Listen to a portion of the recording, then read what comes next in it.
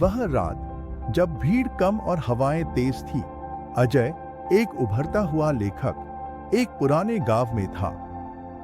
गांव वाले कहते थे कि भूतिया हवेली में रात के 12 बजे तक जो भी जाता है, लौटकर कभी सामान्य नहीं रह पाता। अजय को यह सब मजाक जैसा लगा और वह अपने नोटबुक और कैमरा लेकर हवेली के पास पहुंचा। हवेली के दरवाजे अपनी उम्र की वजह से चरमराते थे और अंदर का अंधेरा उसे अंदर खींच रहा था। पहली झलक में लगा जैसे कहीं कोई उसका पीछा कर रहा हो, लेकिन पीछे कुछ नहीं था। अजय ने अपने मोबाइल की टॉर्च चलाई और फर्श पर धूल भरी थी। हर कदम पर अजीब आवाजें आ रही थी। अचानक ऊपर की मंजिल से किसी के कदमों की आवाजें आने लगी, जिससे सन्नाटा टूट गया। अजय ने बुलंद आवाज में कहा, "कौन है?" कोई जवाब नहीं आया, सिर्फ खामोशी। तभी उसने देखा कि दीवार पर एक पुराना दर्पण रखा है, जिसकी सतह पर धूल जमी थी। जब उसने उसमें देखा, उसके पीछे कोई सफेद साड़ी में महिला की परछाई झूल रही थी। लेकिन जब वह मुड़ा, वहां कोई नहीं था, सिर्फ खालीपन और ठंडक।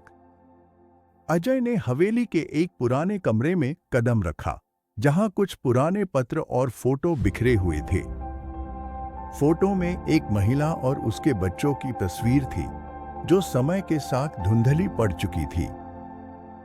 पत्रों में लिखा था, "जो भी इस घर में आएगा, हमारी आवाजें उसे कभी जाने नहीं देंगे। हम यहां फंसे हैं और अब तुम भी।" तभी अचानक कमरे का दरवाजा अपने आप बंद हो गया, एक तेज आवाज के साथ। अजय ने जोर लगाकर खोला, लेकिन कोई रास्ता नहीं था, जैसे दरवाजा तहीं से बंद हो गया हो। और तभी उसने महसूस किया, किसी की सांसें उसके गले के पास थी, ठंडी और डरावनी। अजय ने टॉर्च को चारों ओर घुमाया। दीवारों पर पुराने दाग, खून के निशान और अजीब चिन्ह बने थे। एक कमरे में उसने देखा कि फर्श पर छोटे पैर के निशान थे, जो जैसे उसके पीछे पीछे बढ़ रहे हों। अचानक हवा ठंडी हो गई और टॉर्च अपने आप बंधक सी झपकने लगी। रोशनी कम होती जा रही थी। अजय ने दरवाजा खोला, बाहर जाने की कोशिश की, लेकिन हवेली की दीवारें जैसे स्थिर नहीं थी। रास्ता बदल रहा था। उस वक्त उसने सुनाई दिया एक बच्ची की हंसी, जो उसके कानों में इतनी धीमी थी कि रूह कांप उठे। अजय ने देखा कि हवेली के पुराने अलमारी में काले कपड़े में कोई चीज हिल रही थी। उसने हिम्मत जुटाकर अलमारी खोली। वहां एक पुरानी डायरी थी, धूल से ढकी हुई। डायरी में लिखा था, "अगर तुम इसे पढ़ रहे हो, तो तुम अब हमारे बीच हो। कोई भी जीवित नहीं जाएगा। हम तुम्हें अपने जैसी बना देंगे।"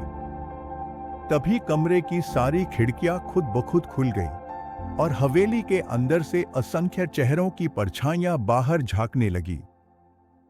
अजय ने भागने की कोशिश की, लेकिन हर रास्ता उसी कमरे में लौटाता गया, जैसे हवेली उसे फंसा रही हो। उसने देखा कि अपने आप को दर्पण में देखा, वह अब उसी महिला की परछाई बन चुका था। उस दिन से कोई भी अजय को नहीं देख पाया।